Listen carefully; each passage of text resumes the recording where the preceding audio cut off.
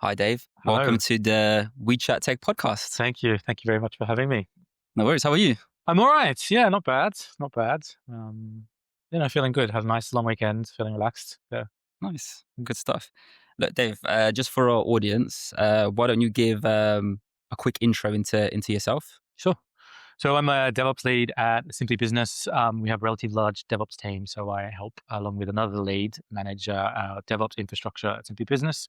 I've had a very varied career, which we can go into, coming from help desk through a few different things into DevOps. And here we have a pretty amazing team. We've got 9 of us in the team. We're elite as far as DORA metrics go. And so we're doing around 5,000 deploys a month, and that's around 200-ish or so, give or take, core business apps, and then a few others around that as well. Wow, that's a lot of stuff. Yeah.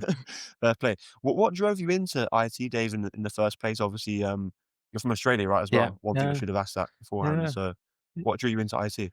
I always loved computers. I think when I got my first computer, trying to figure out how to get that working, I really loved I think it was like Windows 95, and sort of just bringing it up and getting it working and trying to hack that together. I really loved.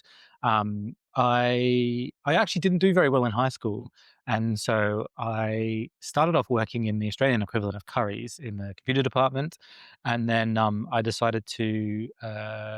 I actually decided to do a Microsoft certification, MCSE, which was a big risk then. I think it was about like half my yearly salary on this certification. But I heard it was kind of the way in to get your job. So I did a MCSE, and I think it was NT4 back then. And I managed to get a job in a help desk. And then from there on, kind of worked my way up into different levels of tech. Yeah. Nice. So, how did you get into DevOps? That's a really interesting story. So I started at Simply Business managing what we call the BizOps team, which is IT support and IT infrastructure. So that team, when I started, was 5 people. And you kind of had your IT support on one side of the team, you had your IT infrastructure on the other side of the team. And the company, I think, was around 250 or 300 people. The company in a few years grew from 300 people to about 1,200 people. We did an international expansion into the US. And so the team that I managed went from 5 to about 23, 24 eventually. And that we had a US support team, a US infrastructure team. We had infrastructure and support teams in the UK, service management, this sort of thing. And it was a very, very interesting experience for me. I really loved it. It became very much about strategy, which I really loved. And yeah, a very, very exciting time to grow a team like that. But as I sort of went into leadership, I became a lot more disconnected from the hands-on stuff, from the tech stuff. And I love tech stuff. I love coding. I love hacking away at things and building things. And so the opportunity came up in the DevOps team. And I took a kind of a side step to go into that and actually get a bit more hands-on, which was a big learning curve. And yeah, there was a lot to learn. We have quite a highly customized platform built in AWS, but it's I kind of like when you first see it, it just seems, at least from when you're from the build side, from the user side, I think it's relatively okay. But from the build side and actually configuring it, it has its complexities. So kind of learning that and the learning curve was high. But yeah, I sort of did it, stuck around, and now I'm really loving it. Yeah. It sounds like you're a pure techie at Yeah. heart. Yeah. How was your how did you find the leadership front? Because I know you said you preferred sort of the hands-on techie side of things. Yeah. How did you find the sort of managing, leading side of things, and what's your approach to it? Like your leadership approach, would you say? Like what's your style? um, so it's kind of funny because I love tech, but I also have masters in management and also a master's in business as well. That's a lot. So yeah. So and a lot of both of those degrees, where those masters have a lot around management, stuff like that. And so in Australia, I got the masters of management, and in the UK, I got the MBA. And to answer your question, I loved it. It's really interesting. Like for me, leadership is about giving people the opportunities to excel, and like just pulling stuff out of the way to make sure that they can be their best and bring their best to work and do their best. So for me, that was really interesting. There was a lot of people that I was able to grow. I had someone who was a sort of senior technical person who became a infrastructure lead, another person who started as an engineer and then became a service desk lead, and then effectively BizOps manager, my old role he went into. And that was really great to see him, coming from, from infrastructure into like seeing him really excel doing service desk stuff. So for me, like being able to grow people and grow teams, we also had a thing where we brought people from the contact center into IT. So people who were answering our lines for insurance, we sell insurance, and we gave a lot of people an opportunity to start their journey into tech through the BizOps department, which was really cool. Yeah. I think the most rewarding thing with any sort of form of leadership is seeing other people like progress and how you can help them. Yeah, I think it's so rewarding. Yeah. I mean, I was like leading a few people before, and honestly, it's just to see them grow in the role. Yeah, it's really rewarding. But you're still techie at heart, so definitely. I think that's the best part of leadership. I think it's really, really lovely. But it's just I really miss the tech. It really I remember there was this one time I was working over Christmas. I decided to not take Christmas off, and I got to do a project. We migrated something. And I got really excited about it. I was like, yes, I get to get my hands dirty again, And so, that was really that was, for me, that was a big thing to come to. But if I'm honest, if we're talking candid, it was a hard decision, It was really, I enjoyed leading a large team. I enjoyed building that. There's really interesting sort of challenges.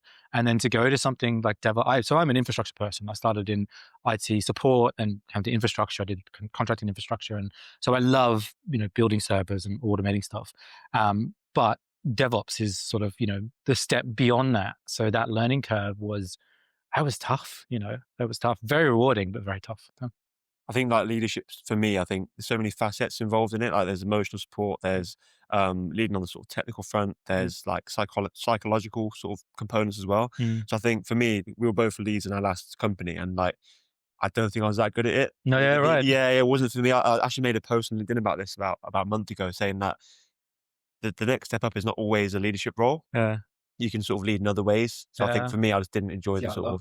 He Did loved you? it. Really? He was really good at it as well. I think Wow. he sort of commands respect, whereas I sort of I'm good at my job, but I'm not good at sort of teaching others. If that makes sense. I like seeing people grow. Yeah. I like doing the work, but I like to help other people accomplish what they want to accomplish as well. It's rewarding to see that. Yeah. That's what I really enjoy. Yeah, totally. I must be selfish. I think it's so interesting because leadership, I don't think it's a thing you have or you don't. I think it's a skill that can be developed in you. Yeah. But I think in my, 20 years experience now, I feel like if you do what comes naturally to you, that can make things a lot easier, And so if leadership doesn't come naturally to you don't want to force it. Don't force it, exactly. Yeah. Yeah, totally. But that can be hard when you sort of, to get the next pay rise, you have to go into that in some companies. I think that can be sort of you get forced into it that way as well. Yeah. Otherwise, you can't really progress that much in the role. So totally, yeah. It's tough. It is. Yeah, we have that's something that we just sort of challenged here. And I think a lot of tech companies, you've got junior, mid, senior for developer, DevOps engineer, whatever. But then what happens after that? You've got these people that are amazing DevOps engineers. Don't want to lead. They don't want to lead. Yeah. But where do they go? Yeah. Challenge. I think it's across sort of industries is a real challenge. So I guess looking back at your career, Dave, what's been sort of the most unexpected lesson you've learned over the years? Oh, wow. Unexpected lesson. Or anything that was a lesson that, sort of directed your career in a certain way just because it was a quite challenging thing to sort of overcome or... Yeah, I think... Tough question. It's a tough question. Yeah, there's two things come to mind. I mean, the first is that people can really surprise you, I think... especially had their ability to grow, and sometimes especially people that may not have been performing or have been not necessarily excelling, but then you give them the right challenge, they can grow. I think the other one is probably just the power of humility, and I think again, I feel I can be a bit candid. going from a role where I felt that I was doing quite well, managing a relatively large team, to a role that I wasn't excelling at, that was hard, and that certainly instilled some humility in me. And it was really good in the end. I really liked what I've been able to do and accomplish in that role.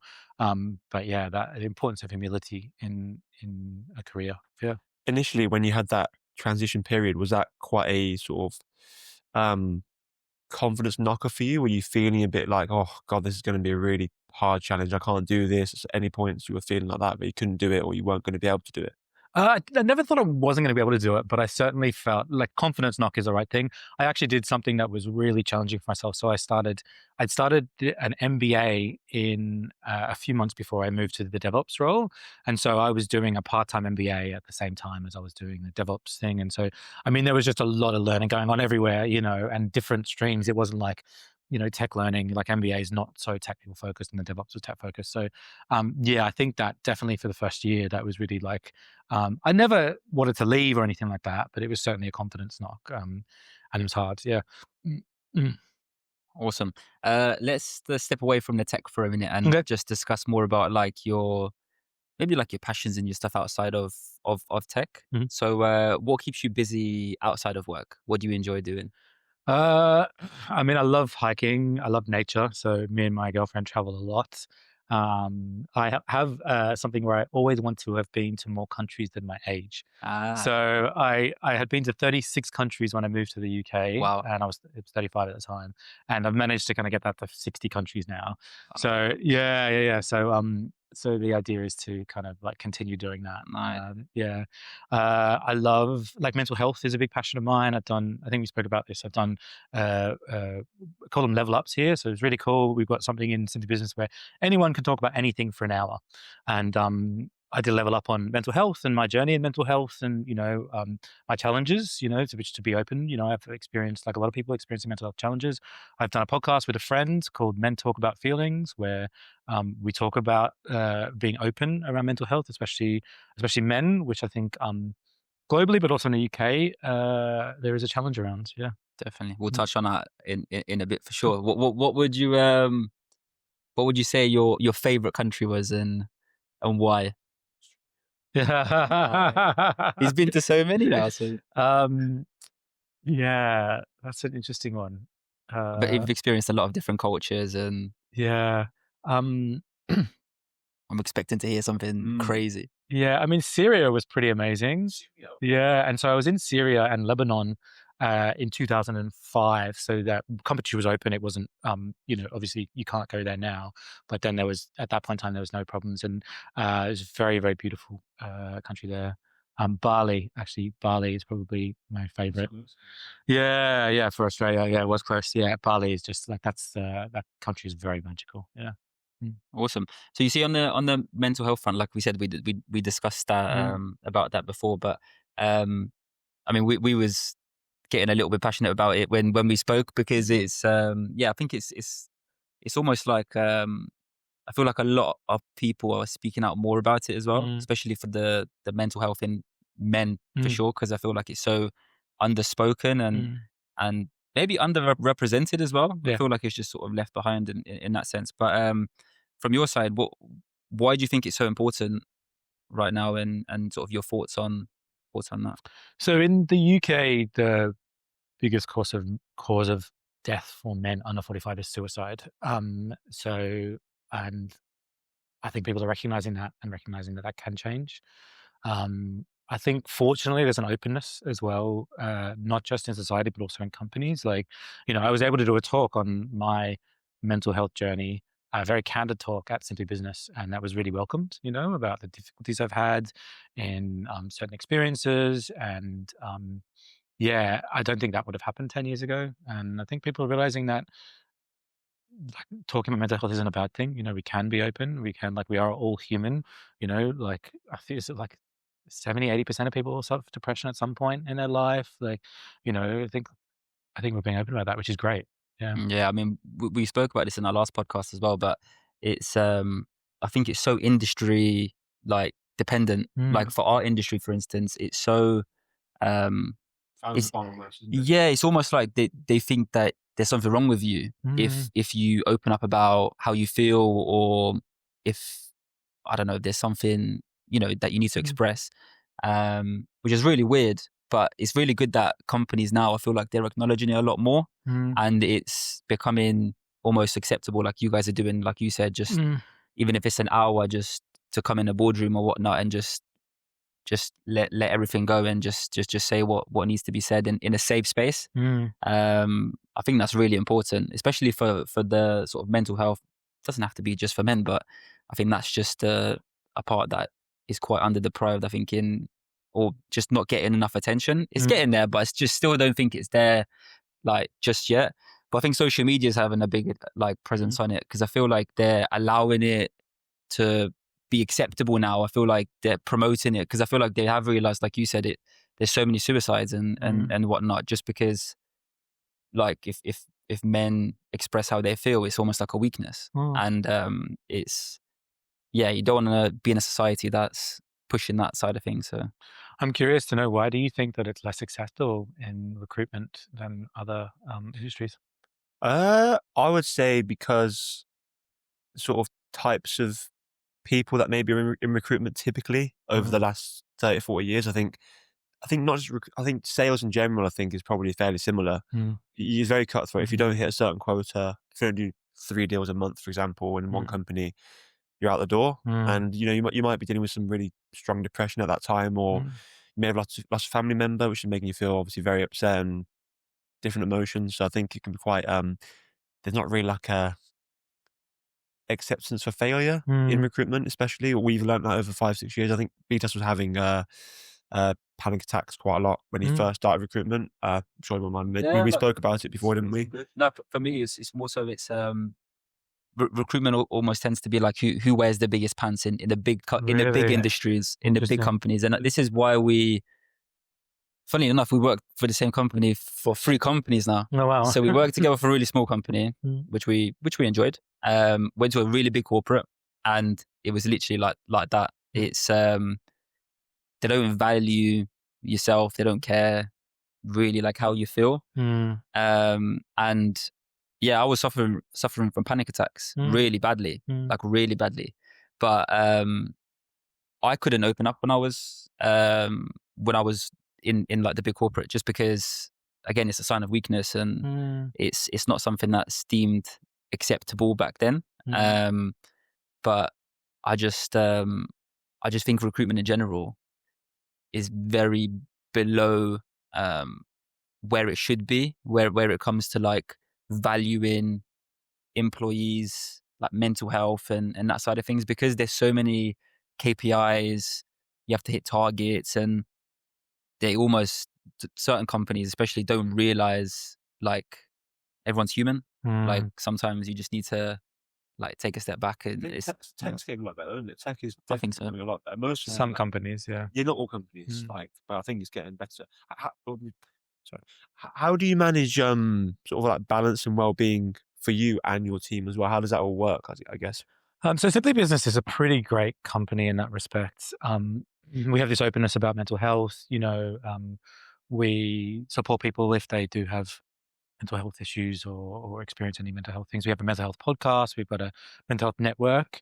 So I think being open about it is a big support. We have things like employee assistance programs, that sort of stuff, where anyone can call anonymously and get some mental health support. So I think you know, being open about it. We had trying to think of what I can and can't say. We had our general counsel give a level up on her experience with bipolar disorder, which was really amazing. And, you know, this is a board member. And that was huge. It's really brave. Yeah, that encouraged me to then give my presentation on depression, anxiety, and trauma. And yeah, we had another person give a level up on why she stopped drinking, you know, which is sort of a bit of a taboo. But you know, again, that's like, I don't drink anymore. I haven't drank in years, because I find that just my life's better without it. Yeah, I'm the same at the moment. Really, yeah. I told you I drank once for the stag, but apart from that, I just sort of like, it's just not good for you, is it? Yeah, there's a lot of evidence that says this is sort of not that great. But even then, like talking about it, even saying like I don't drink, but at least in SB there is a lot of openness around this and support. I was interviewed by the Mental Health Network for another podcast actually, and so I think that helps. I think you can always be better in a company, but it's first steps, and that's or even beyond first steps is what they do at SB. Yeah, you try to be like quite a hard worker, Dave, and probably works too hard sometimes, MBAs and work and all this stuff. Do you get burnout? And if so, like, how do you deal with burnout? Yeah, that's a really good question. Definitely. Yeah. I mean, it's, and for me, that's been probably a lifelong lesson to figuring it out. And I now have signals that I'm aware of in myself if I'm approaching that, and then I have to just pull back and rest and, like make sure I'm not, but yeah, that has been a challenge for me, but that comes from my family as well. What are the signals? Foggy brain, tiredness, not eating, not exercising, not sleeping properly. I wear an Oura ring to make sure I monitor my sleep and my stress. And so now I'm much more attuned to that. But before I would just, make myself sick working. Yeah. I feel like I think from your side of you've obviously already said like you're very passionate about traveling and that side of things. Obviously that acts as like a big thing to release that burnout side and gives you a clear head, I guess. It can do, yeah. I mean, it depends on the trip. Like we just went on a trip to where was it? Armenia, Georgia and Armenia, and it was really cool. But I mean, we just did so many tours that I came back. Yeah. Both of them are really cool. Yeah, I would recommend them. But yeah, we just did too much. We didn't take enough time off, and so now I'm really mindful. I'm doing Norway and Sweden in a few months for the Northern Lights, and that we just got like 1 or 2 tours, a nice cabin overlooking the water. Sure. Yeah, very very chill. Yeah, hiking. Yeah. And from yourself, I mean, this is again off topic, but are you from your profile, are you very much into like dough and adventures in dough? Yeah. So I guess for those listening, I run a small website called Adventures in Dough, where it teaches people how to bake sourdough. It was a lockdown project, and Nice. yeah, I do. I make sourdough still. I love it. It's a fun little passion project, and it's usually just I think I used to be able to sell it. I've taken that functionality away because it's more about just teaching friends and people that I meet how to do it. Yeah. So I've got this little starter kit that I can give you or anyone else interested really. Nice. And it's sort of like how to make sourdough. I had a lot of fun making the videos around it. Yeah. That's really cool. Awesome. Look, let's dive back into tech. Yeah. Right. And let's sort of discuss more about like the evolution of DevOps and that side of things. So from your side, I mean, you've been in the tech space for a very long time. So how have you seen sort of DevOps evolve over sort of the last decade, and sort of how do you see sort of the current state of DevOps at the moment? Oh, that's a really interesting question. I mean, my main focus in DevOps happened 4 years ago when I moved to DevOps. So I was more looking at it from infrastructure and sort of IT support space. I mean, not to be cliche, but the amount of automation that we're going to get, I think, in DevOps will be massive. There's a lot of problems that AI can solve in a lot of areas. There are a lot of problems it can't solve that people think that it can. And, I think we do a tech conference in SB every year, and we managed to get the head of AI and machine learning for AWS globally, Shelby, a very, very amazing woman, and she was talking about AI. And it's just sort of like AWS were really interesting. I think their reInvent conference had in like 2023 was like AI is going to solve everything, and 2024 is very much like more specific use cases, And really, yeah. So you probably would have seen that then, yeah. It kind of, and I think AI is fantastic. I'm sure we're going to talk about it, but I think that there is specific areas that it can solve only, and there's a lot of stuff that it can't, that everyone's sort of figuring out. So I think back to DevOps. Back to Shelby. She said that if your AI use case can get things right 50 to 80% of the time, you're doing well. So she envisioned that you would never have medical use cases for AI, which I tend to agree. You might have it augmented, but you'll always have a human there. And I think there's a lot of use cases where you can't. So with DevOps, a lot of like log analytics, which we're testing now, a lot of automation, a lot of I guess like pipeline review and that kind of stuff can be assisted with AI, and so I see that happening there. Yeah. I think that's sort of like definitely evolving to integrate AI. I mean, we're seeing it a lot now with like vibe coding, and we're testing out a bunch of different ones, including Cursor and Copilot, and that's for certain use cases creating a huge amount of productivity increases as well. I guess considering that Simply Business are like an AWS house, Mm-hmm. which tools within sort of the DevOps function are like a non-negotiable? Like they have to be used, whether it's daily, weekly. I know they can change month by month, but typically, like, what tools do you have to have in terms of your suite? Oh yeah, cool. So we have we have we call it the internal developer platform, the IDP, and we have like the backplane, which we use Backstage. So that's the Spotify kind of thing, and that's sort of the front door for the developer, where you see all your apps and where you can kind of your templates and things like that. We have the Brave New World, which is our deployment pipeline platform, which uses AWS, which is a combination of code build and GitHub Actions. For monitoring logging, we have New Relic, and so all that logging goes in there. And for security, we use things like Okta. And then obviously the resource plane is just standard AWS stuff. So a user will, let's say, when I create an app, they'll be able to use a lot of templates in Backstage, and that'll deploy things automatically, and then they'll heavily customize that through our different control planes. Nice. Any sort of more container-based stuff you guys use? Obviously, control plane, no company that sort of... No, control plane is our... not the company, sorry. No, not the company. No, this is our visualization of it. So like each the internal developer platform has different control planes. That is how we talk about. So we talk about like the observability control plane, which we use for New Relic. You could use Datadog or something like that. But we sort of visualize our internal developer platform with these 5 different planes. Yeah. Nice. Yeah. Container-based solutions? Do you have any sort Predominantly container-based, yeah. So we use ECS. So on AWS, we don't use EKS.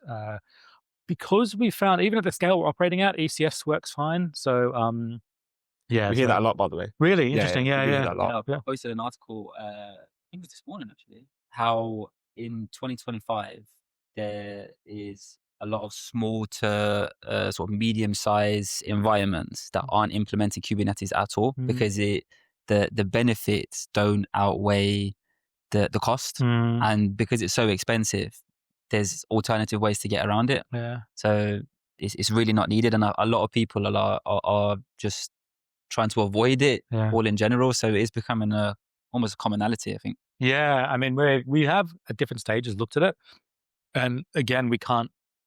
At the points we've looked at it, we couldn't justify the complexity that it would add. Yeah, that's another big thing as well, for sure. Look, diving back into the AI side of things, when we was just sort of discussing how, I guess there is use sort of cases for it, but like, I guess it has to be used in the right way for it to be effective.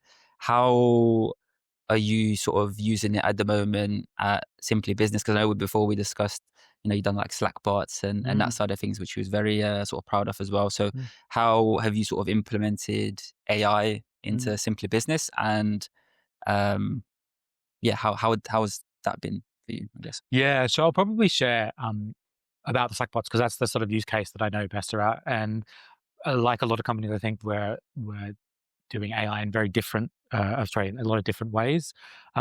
So like touching on what I think we started building our own, we've been using we just recently started building our own clusters to do local inference, to tune models.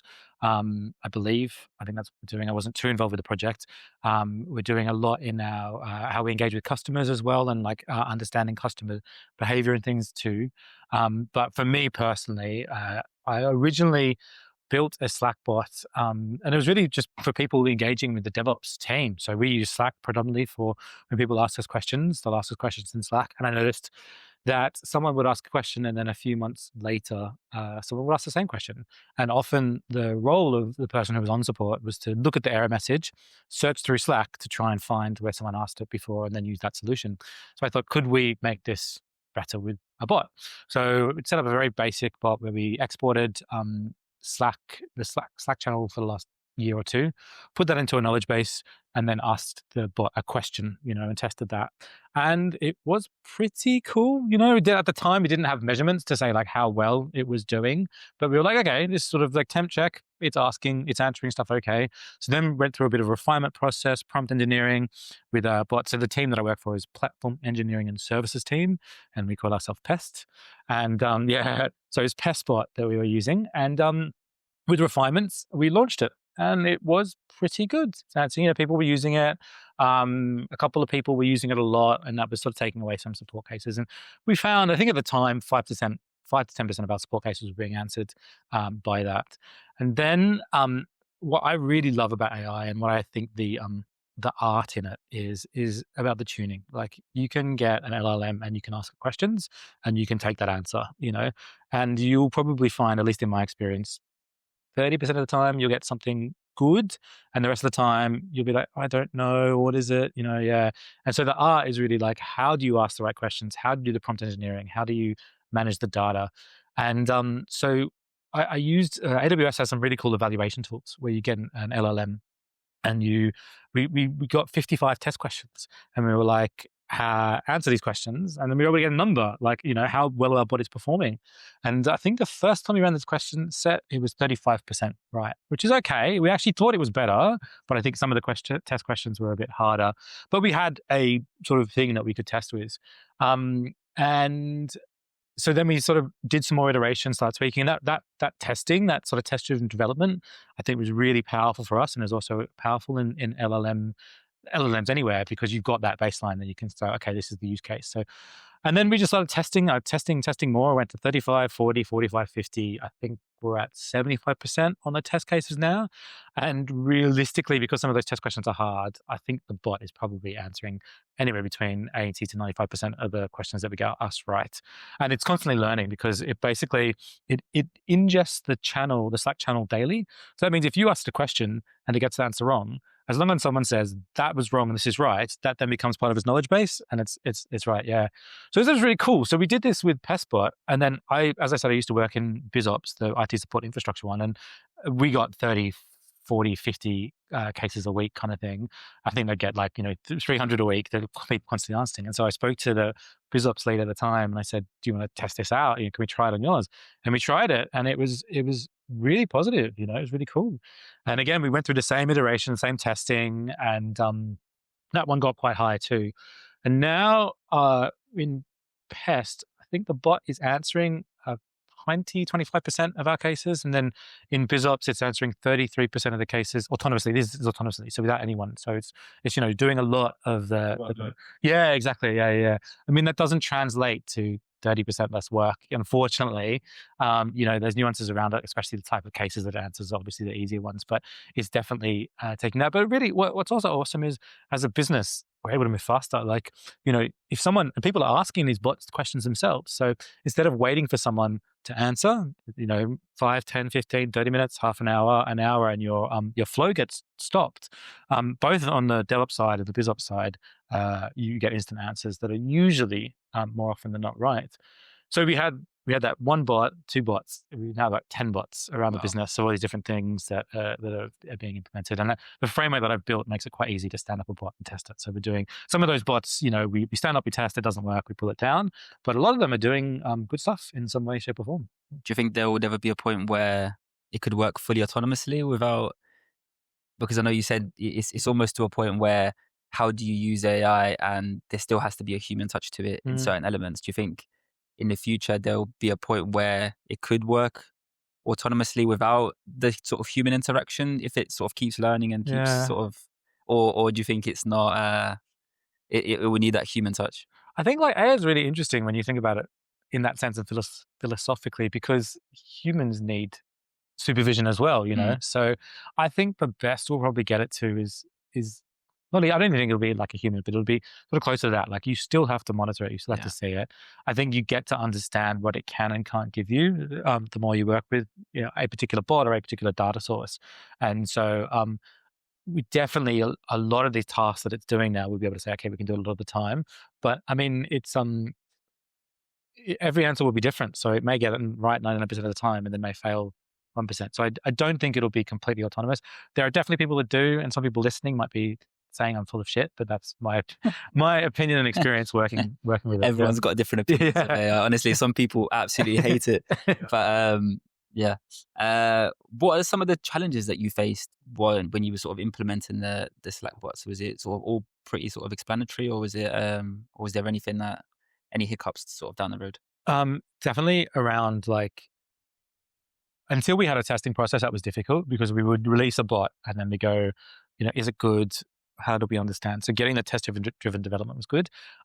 There were definitely some people that didn't really want to engage with the bots on the side of the teams that were helping with it, so didn't like pulling in the bots to conversation, didn't like automation, and that's a personal preference. Why was that? Do you know why those sort of people didn't want to get involved with that? Or? I can only guess, but I think it's maybe worry about it taking a job or supporting something that I might be taking a job away, versus not liking change, so all of different things. Yeah.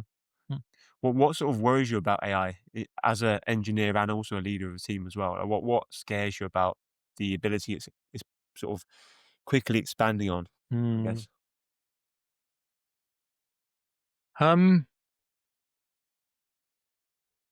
I think I worry what the world will look like in 20 years. Yeah, I'm scared already. Yeah, from like... Even 5 years. And it's interesting because there is research that says AI will take away 95 million jobs or whatever and create 130 million. So, there's like... That's US research, but I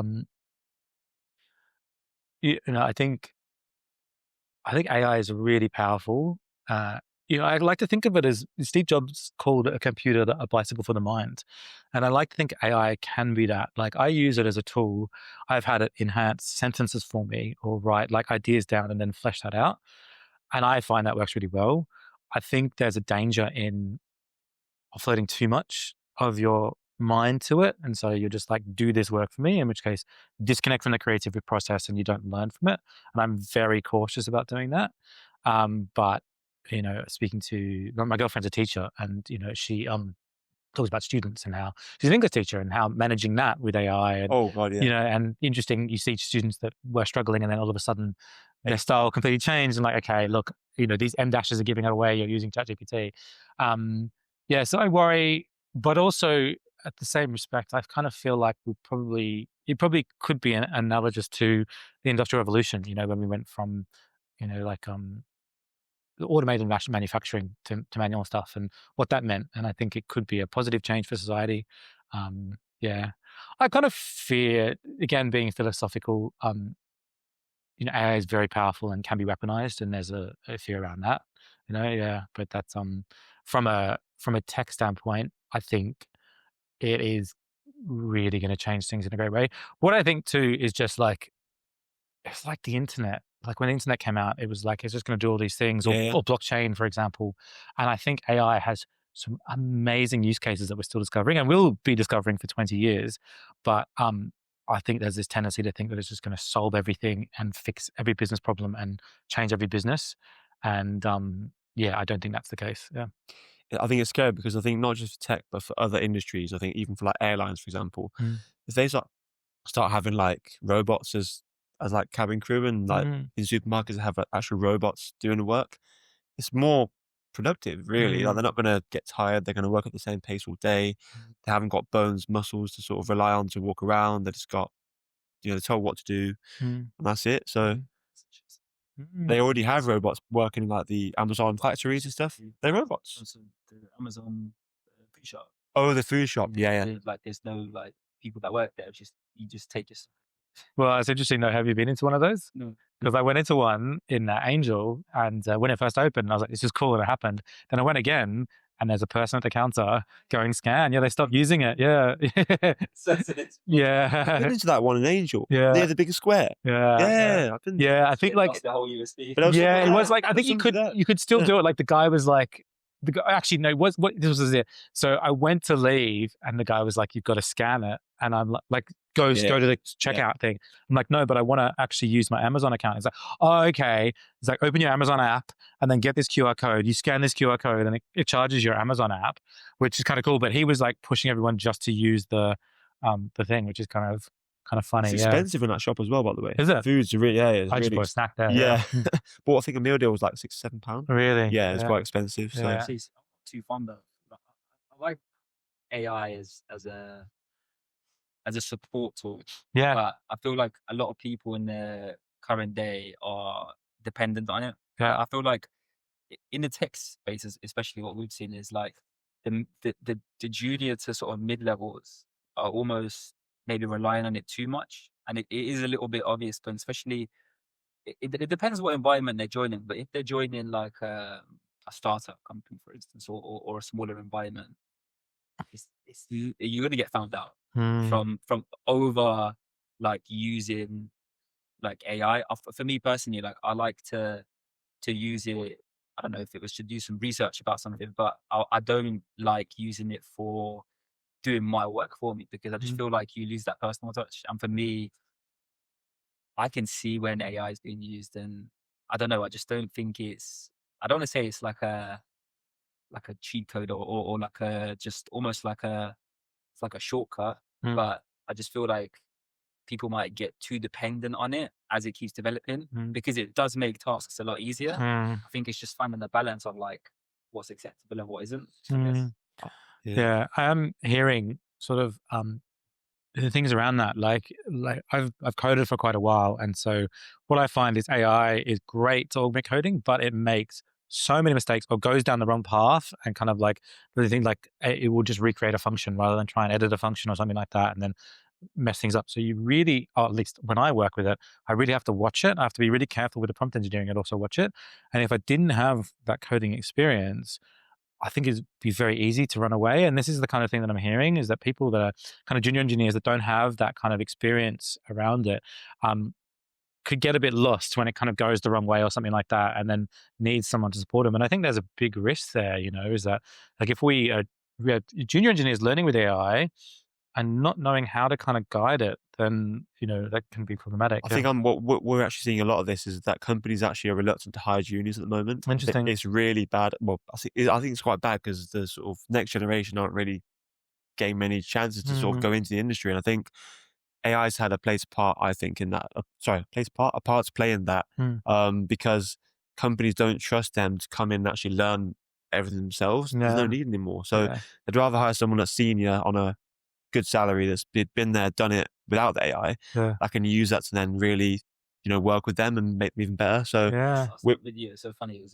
It was so someone was in an interview. Obviously, this is recorded, but maybe they wanted to be seen. But they had a phone recording the question, and the AI was answering the questions for him. Oh, really? So they're reading out the answers, what's being recorded through the phone. No. So have you experienced anything like that in, I don't know, interviews or anything like that, where you, I don't know, you see maybe like AI is being used or just, I don't know, something like that.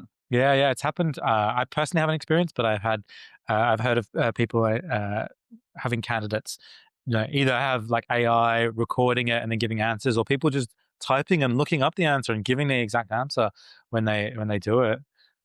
It's an interesting thing, though. I want to go back to what you're talking about the junior engineers, because I love your perspective as not only recruiters, but also as people in the tech industry.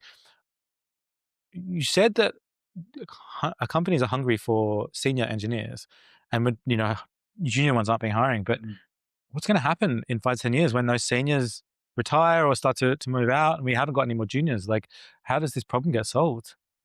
I'm not sure is the honest answer, because we've seen it happening for the past 18 months now. I think we've only had maybe sort of like 3 or 4 junior roles, and we've had more than 50 senior roles. So I think, we speak with obviously people like yourself, similar sort of levels quite a lot. And I think, like I said, once again, they need someone that's been there and done it and actually knows their stuff without the AI stuff. And I think obviously ChatGPT came out 2 years ago, 2.5 years ago. It was November 2022, yeah. So nearly 3 years ago now. And I think from that point on, I think the world sort of changed forever in terms of the tech hiring and how it's going to work. Wow. Graduate roles are sort of, I feel sorry for I do a lot of work with graduates to try and support them with research, just on my free time in the evenings and stuff. And the amount of graduates sort of apply for one role, I think it's something like 150 per role normally So that we see. sad. It's Yeah. really sad because they've just finished their university degree and they're excited to get into the real world of work and making money and having a career, and they're taking a year to get a job.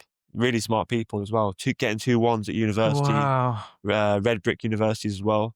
Wow. So like I think what it is now, I think what it's come to is you almost have to master something and then transition into it, or know someone. But it has to be almost like, we always speak to so many people that want to get into DevOps, and we always say like, you should look at the route you want to take. So if, for instance, like you went through the infrastructure route, if the infrastructure route is the route you want to do, master something in infrastructure, go down that route.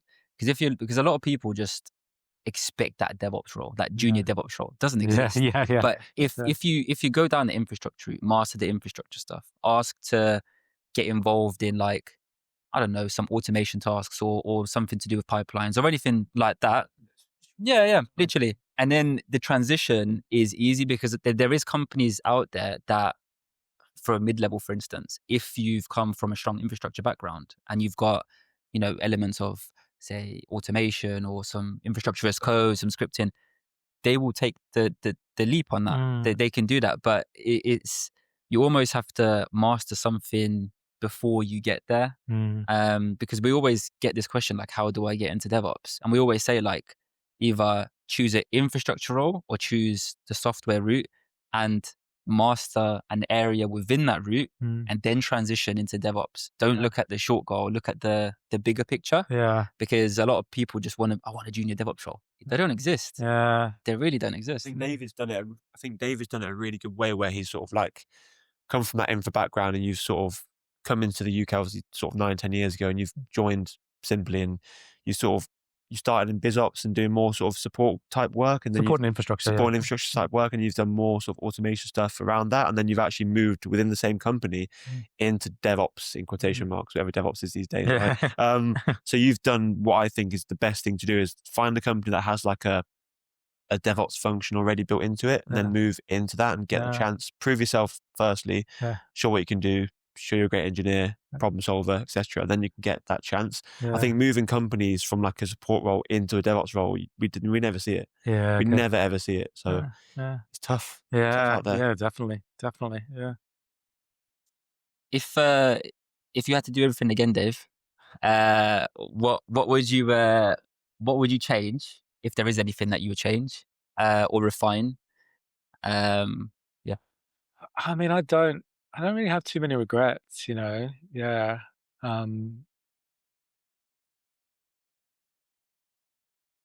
mean, there's a pair of really tight leather pants I bought when I was 16. No, I'm kidding. Honestly, I don't know if I'd do much different. I kind of think I'm really happy with the career I've had. It's been really interesting and varied. Working in 2 countries, it's been amazing. Like working in London is amazing. Working the same in Sydney. We didn't cover on it, but I worked for Universal Music for a few years, which was just nice. I love music, so that was fantastic. So it's hard to think about anything that I'd change. What genre of music do you like, David? Hip hop. As in what, old school or like old school? American English, or what sort of like? American English, Australian, but like old school stuff. So like the 90s, like Biggie, Tupac, that sort of stuff. Yeah. And oh, really? I'm trying. I'm learning. No, I've got like a home studio that I've built. Cool. Past like a year or so. Yeah. I started making beats. Wasn't the best at it, to be fair. I'm learning, but like and now I'm sort of producing sort of other people's music and sort of trying to mix and master and that sort of stuff. So and my own as well. And he's just there laughing at me. You know what? Like you said earlier about the mental health stuff, just touching that again. I think for me in my career, I do work long days and it's a lot of stress. So for me to have like something where it's almost my escape, and I think it's a bit of maybe a weird hobby to have, but I don't really care. It's fun for me to do that. So it's really, but music for me, I love music. I don't think it's a weird hobby at all. I think like, doing something like that, a creative that like, use that part of mind. So I I'm learning guitar, singing, and dancing. Really? Yeah. I do like 3 lessons or 2 lessons one week and then one every other week. And that is to use like that different part of my mind. Oh, yeah. And since I've been doing that, it's like the creativity that kind of I get that spills into other things has been huge. And it's really funny too, because I can honestly code for 16 hours straight, and like, my girlfriend will have to drag me away from the computer to sleep, but I just can focus so much on that, and that's fine. But like an hour of playing guitar, my brain is tired, you know? Yeah. I think for me, like 2 or 3 hours in the studio is like, that's me done for the weekend. Yeah. Well, I can see David and Brooks got talent. little collab. You can dance in my video. Here's a video. No, when you send me the videos, now you have to send it to David. I'd love to take a look. No. Yeah, good luck. I'm too embarrassed. Until I go mainstream, I'm not sending anybody that I know it. So fair play with the singing and dancing and stuff. Like how we it's like a vocal coaching. Or you get it's a singing coach and the guitar coach. So just like guitar tutor. So just playing guitar once a week, and I have no desires to do anything with it besides karaoke and it's really interesting. So I have I feel like, again, this is more on the mindfulness and the mental health stuff, but I feel like connecting with your body is really important for mental health, and you can do that through a few different ways, through hiking, through nature, but also like your voice is your instrument. It's the one you're born with, right? And actually the singing has helped me to be able to project my voice more, be more eloquent and confident. Yeah. And the guitar as well is like, you may have noticed I speak, I don't project my voice as much as like Vytas does and most other people do. Yeah. So I actually struggle with the podcast. This is quite a struggle for me because I have to sort of shout to get the words out. Interesting. And it's weird because in recruitment, obviously my job and stuff, I sort of like, it's almost like you're a different person. Yeah. So you're sort of putting a persona on to speak on the phone and do that stuff. But in normal life, I'm very quiet and I don't speak properly. Yeah. If that makes sense. And the eloquent stuff, I think, like you said there, I think the singing does help with that a bit as well. Have you done singing lessons? No. So I've got a singing teacher that is really good and not very expensive. I can share the details. Yeah, that'd be good. He's good, because I found that I had one singing teacher and he was not great. Yeah, and he was just not that great. But I've been using this new guy for 6 months, and my voice is like. Let's just put it this way: my girlfriend doesn't like look at me funny when I try and sing karaoke. That's now. good. Yeah. I've got a great teacher as well called Odyssey. And does a good job, to be fair. Does a good job. But I guess Vytas, over to you. Yeah. So what we'll do is we'll just reflect back on sort of the conversation a little bit before we finish. But from yourself, then just going back into the tech side to sort of finish off. Where do you see like DevOps and AI overlapping in the next 5 years? Where do you see that sort of heading towards, I guess? I mean, I guess it covers a lot of the stuff we mentioned already, but where do you think the integration and sort of collaboration, I guess, with them two, where do you see it sort of going? Yeah.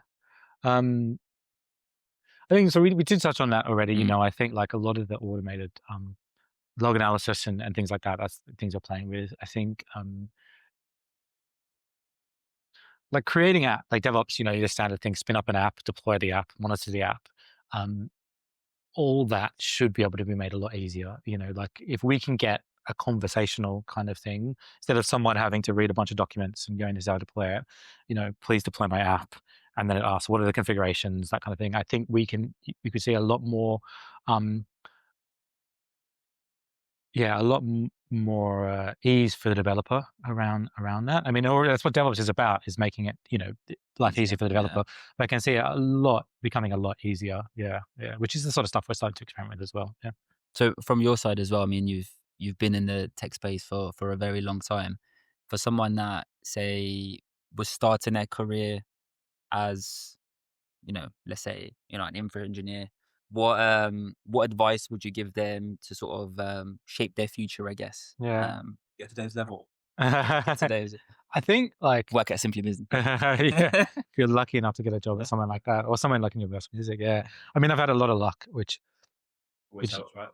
Which helps, yeah. But I've worked really hard for that luck. I've done 2 master's degrees, and after failing high school, which is like, that was for me was important, because I kind of prove myself exactly for my own reasons and some personal things that were going on at the time. I wasn't really able to apply myself, so to be able to prove myself. And so I do feel like I did have a lot of luck, but I also do feel like that was deserved because I worked really, really hard and do work really, really hard.